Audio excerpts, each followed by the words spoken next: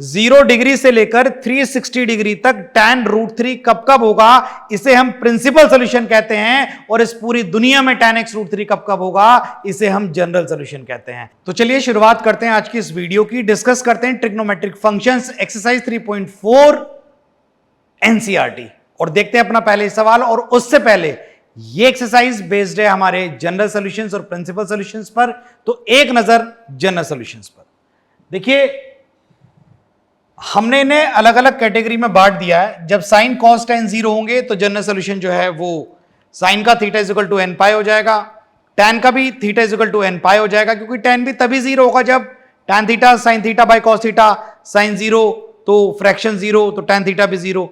तो साइन और tan का तो सेम रहेगा n पाई, और कॉस का रहेगा odd multiple of pi by 2, 2n + 1 into pi by 2, और n इसमें इंटीजर्स होंगे। इनके रेसिप्रोकल 0 नहीं हो सकते तो वो देखने को नहीं मिलेंगे, क्योंकि साइन थीटा का रेसिप्रोकल कॉसेक थीटा है, और कॉसेक थीटा जो है वो 0 नहीं हो सकता, क्योंकि 1/sin थीटा, जब साइन थीटा ही 0 हो सकता है तो 1/0 कॉसेक थीटा नॉट डिफाइंड हो जाएगा। बात समझ आई होगी। Sine theta sine alpha, cos theta cos alpha और tan थीटा tan अल्फा के जनरल सॉल्यूशंस है। साइन थीटा साइन अल्फा के बराबर होगा तो theta n pi plus minus 1 raise to the power n into alpha होगा। कॉस थीटा कॉस अल्फा के बराबर होगा तो theta is equal to 2n pi plus minus alpha के बराबर होगा, जहां n इंटीजर से बिलोंग करता होगा। और जब जब tan थीटा tan अल्फा के बराबर होगा तो थीटा बराबर होगा n पाई प्लस अल्फा के, और n यहां पर इंटीजर से बिलोंग करता होगा। और अगर यहां पर इस केस में कॉसेक के बारे में पूछ लिया जाए तो हम रेसिप्रोकेट करके साइन बना लेते हैं और फिर ये फॉर्मूला लगा लेते हैं। तो आप प्रोसीड करें, ये आपको पता होने चाहिए। तो चलिए शुरुआत करते, देखते हैं पहले सवाल क्या कह रहा है। तो अपना पहला ही सवाल है, find the principal and general solutions of the equation. हमारे पास दिया हुआ है tan x √3 के बराबर। अब प्रिंसिपल सॉल्यूशंस का क्या मतलब होता है? देखिए प्रिंसिपल सॉल्यूशंस का मतलब होता है कि एक कंप्लीट रिवॉल्यूशन में tan √3 कब कब होगा, 0 डिग्री से लेकर 360 डिग्री तक tan √3 कब कब होगा, इसे हम प्रिंसिपल सॉल्यूशन कहते हैं। और इस पूरी दुनिया में tan x √3 कब कब होगा, इसे हम जनरल सॉल्यूशन कहते हैं। और फर्स्ट क्वाड्रेंट में tan x √3 कब होगा, जब एंगल आपका 60 डिग्री का होगा, यानी कि π/3। कौन सा एंगल? π/3। तो tan x √3 कब कब होगा, एक तो हमें मिल गया x इज इक्वल टू π/3, एक मिलेगा बेटा हमें थर्ड क्वाड्रेंट में। और थर्ड क्वाड्रेंट में जाने के दो रास्ते हैं, या तो आप पाई प्लस से इस क्वाड्रेंट में कूद जाओ, 180 है ना बेटा जी, ये π/2 है, ये पाई है, ये 3π/2 है, ये 2π है। या तो बेटा पाई से आगे कूद जा या 3π/2 से पीछे कूद जा। और हमेशा ध्यान रखना, हमेशा इवन मल्टीपल के साथ ही क्वाड्रेंट में आपको कूदना है। और ये ऑड मल्टीपल ऑफ 90 है, 90 का इवन मल्टीपल होना चाहिए, तो आपको कूदना है पाई प्लस। तो आप इस क्वाड्रेंट में कूद जाइएगा पाई प्लस π/3, तो आपको एक एंगल मिल जाएगा कितना, 4π/3, क्योंकि सब जानते हैं tan of pi plus π/3 is again tan of π/3।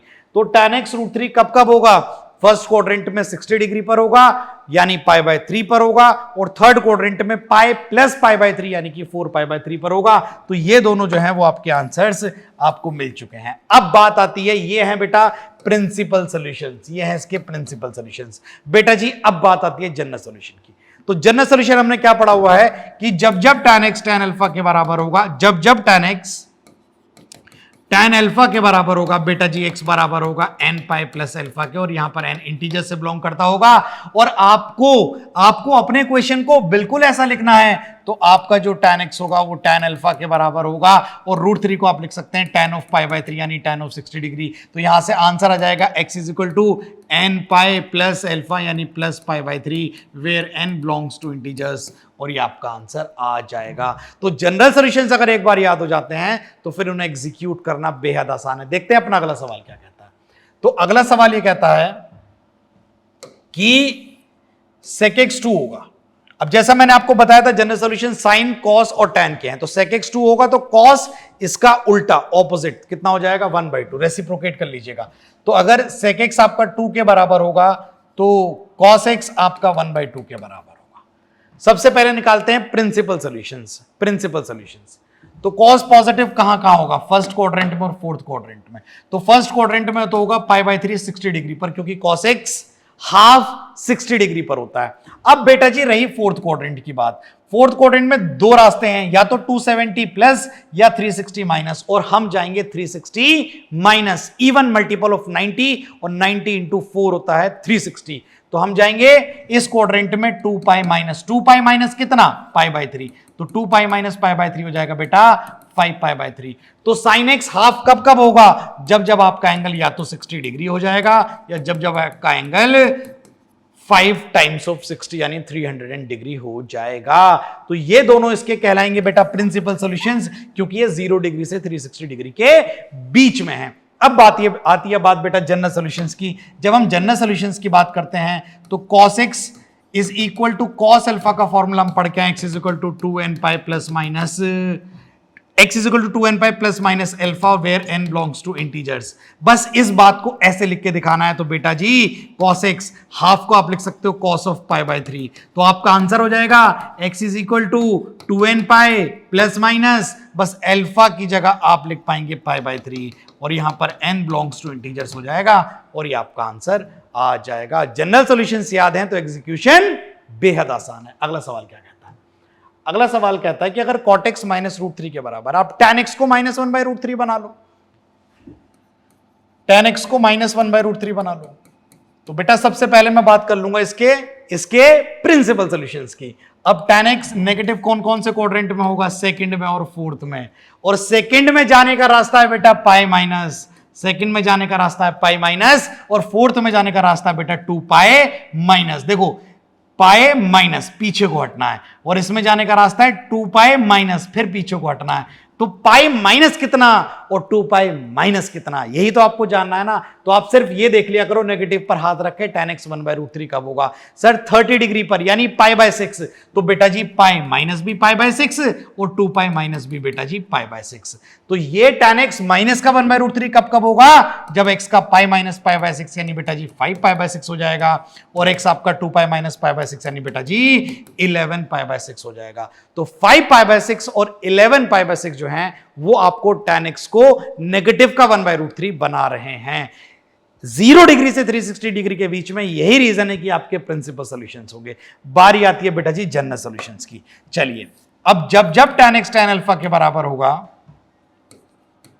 तो जनरल सॉल्यूशन कहता है कि x बराबर आ जाएगा n पाई प्लस अल्फा के, और बेटा जी n वहां पर क्या होगा, इंटीजर्स को बिलोंग करता होगा। सर क्या हम इस बात को ऐसे लिख पाएंगे, इस बात को तो ऐसे लिखा है, क्या सर हम इस बात को ऐसे लिख पाएंगे, ऐसे लिख पाएंगे, अरे जरूर लिख पाएंगे भाई। आप tan x को बराबर लिखना है माइनस का 1 बाय रूट 3। tan x पहली बार नेगेटिव कब होता है, सर पहली बार नेगेटिव तो सेकंड क्वाड्रेंट में होता है, और सेकंड क्वाड्रेंट में पहली बार कौन से एंगल पर होता है, sir pi minus pi by 6 5 pi by 6 पर होता है। तो जहां माइनस का 1 बाय रूट 3 है वहां आप लिख दो tan ऑफ 5 पाई बाय 6, क्योंकि पहली बार 5 पाई बाय 6 पर वो नेगेटिव का 1 बाय रूट 3 हुआ। पहली बार आपको चलना है एंटी क्लॉकवाइज, फर्स्ट क्वाड्रेंट तो मिल ही नहीं सकता ना, तो सेकंड क्वाड्रेंट मिलेगा। तो यहां से आपका जनरल सॉल्यूशन ये आपका अल्फा हो गया बेटा। अगर आप कंपेयर करोगे तो x is equal to n pi plus alpha यानी प्लस 5 पाई बाय 6 हो जाएगा, और यहां पर n बिलोंग्स टू क्या हो जाएगा, इंटीजर्स। तो उम्मीद करता हूं ये आपको जरूर समझ में आया होगा। चलिए अगला सवाल देखते हैं। जब जब cosec x माइनस 2 होगा बेटा जी, तो आप इस बात को ऐसे कह सकते हो sin x माइनस का 1 बाई 2 होगा। बेटा जी प्रिंसिपल सॉल्यूशंस के लिए साइन नेगेटिव का कौन कौन से क्वाड्रेंट में होगा, थर्ड और फोर्थ क्वाड्रेंट में होगा। अगर आप जानते हो और मेरे साथ साथ बोलिए थर्ड क्वाड्रेंट में जाने का रास्ता क्या है, पाई प्लस, और फोर्थ क्वाड्रेंट में, थर्ड क्वाड्रेंट में जाने का रास्ता है पाई प्लस, और फोर्थ क्वाड्रेंट में जाने का रास्ता है बेटा 2 पाई माइनस। सर पाई में प्लस कितना और 2 पाई में माइनस कितना, अरे उतना ही जितना हाथ रख के साइन एक्स हाफ का मिलता है, कितने का मिलता है 30 डिग्री। तो बेटा पाई बाय 6 हो जाएगा, बेटा जी पाई बाय 6 हो जाएगा। तो आपको अपने एंगल जो मिल जाएंगे बेटा वो 7 पाई बाय 6 और बेटा जी 11 पाई बाय 6 आपको अपने एंगल्स मिल जाएंगे। सर इसका जनरल सोल्यूशन से एक बार लिखवा दो। तो बेटा जी जब जब साइन एक्स साइन अल्फा के बराबर होता है तो आपका जनरल सोल्यूशन होता है n पाई प्लस माइनस 1 की पावर n इंटू अल्फा, और बेटा जी n इंटीजर से बिलोंग करता है। सर इसका अल्फा कैसे मिलेगा, बेहद आसान है बेटा, देख साइन एक्स बराबर है -1/2 के, पहली बार नेगेटिव कब हुआ है सर? थर्ड क्वाड्रेंट में। थर्ड क्वाड्रेंट में किस एंगल पर हुआ है सर? 7π/6 पर। तो वो साइन 7π/6 लिखा जाएगा, क्योंकि sine at 7π/6 is the first time जब वो साइन नेगेटिव का 1/2 हुआ है। तो साइन एक्स साइन अल्फा के बराबर हुआ है, तो ओब्वियो बेटा अल्फा 7π/6 के बराबर हो जाएगा। तो सीधा सीधा जनरल सोल्यूशन फेंक के मारो, x is equal to nπ plus -1 raise to the power n into alpha की जगह 7π/6 where n belongs to integers. समझ आई होगी बात। चलिए आगे बढ़ते हैं। तो अगला सवाल कहता है find the general solutions of the following equations. अब जब एक से ज्यादा चीजें दी गई होती हैं तब आप जनरल सॉल्यूशन जब निकाल रहे होते हैं ना, तो एक चीज का आपको खासा ख्याल रखना पड़ता है। वो खासा ख्याल क्या है मैं आपको समझा देता हूं। आप इन्हें ना इस तरीके से सॉल्व करें कि ये प्रोडक्ट में आ जाए, ये प्रोडक्ट में आ जाए। ठीक, तो सर हम कॉस और कॉस प्लस माइनस को प्रोडक्ट में कैसे लाएं? भाई पूरी दुनिया में 4 ही फॉर्मूले बने हुए हैं, sine C plus sine D, sine C minus sine D, cos C plus cos D, cos C minus cos D. इसके अलावा कोई फॉर्मूला ही नहीं बना जनरल सोल्यूशन, इसके अलावा कोई फॉर्मूला ही नहीं बना इन्हें मल्टीप्लाई में लाने का। ठीक, तो सर यहां पर cos C minus cos D लगा दूं? बिल्कुल लगा दो। सर अगर प्रोडक्ट में नहीं करूंगा तो क्या होगा? जनरल सॉल्यूशंस तक तो बेटा पहुंच नहीं पाएगा। सर प्रोडक्ट में करके जनरल सॉल्यूशंस पर पहुंचना आसान क्यों है? करते वक्त तुझे सारी बातें समझ में आ जाएंगी, ध्यान से देखना। तो यहां पर आप लिख दें इसे cos 4x, भाई थोड़ा सा रंग बदल लेते हैं। आप लिख दें cos 4x minus cos 2x शून्य के बराबर। cos c minus cos d लगा दें। cos c minus cos d होता है बेटा, बहुत बार मैंने लिखा है cos c minus cos d होता है। एक बार और, चलिए एक बार और, cos c minus cos d होता है माइनस का 2 sine c plus D by 2 sine c minus D by 2। Same चीज को बेटा जी हम यहां अप्लाई करने जा रहे हैं। तो cos c minus cos d हो जाएगा बेटा जी माइनस का 2 sine c plus D 6x by 2 3x sine c minus D by 2 4x minus 2x 2x by 2 is x is equal to 0। अब दो का प्रोडक्ट जीरो कब होगा? जब either of them is zero. तो हो गया ना काम आसान भाई, -2 तो उधर जाके जीरो हो गया। तो या तो साइन 3x जीरो होगा, या तो ऐसा होगा या ऐसा होगा। और बेटा जी इन दोनों के जनरल सॉल्यूशंस तेरे लिए क्या है? बाएं हाथ का खेल है। साइन x जीरो कब कब होगा? जब x is equal to nπ होगा, where n belongs to integers. Simple simple. Sine 3x zero कब कब होगा? जब 3x nπ के बराबर होगा।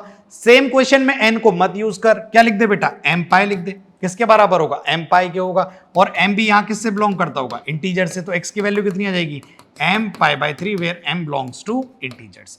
इधर x mπ/3 के बराबर होगा where m belongs to integers, इधर x nπ के बराबर होगा where n belongs to integers. एक बार दोबारा बोल दूं, प्लस माइनस में थे, पूरी ताकत लगा देनी है कि भाई प्रोडक्ट में आ जाए। और अगर प्रोडक्ट में आ गया ना काम तो बिल्कुल आसान हो जाता है। और आपके सामने हुआ cos c minus cos d हो जाएगा -2 sin c plus d by 2 sin c minus d by 2।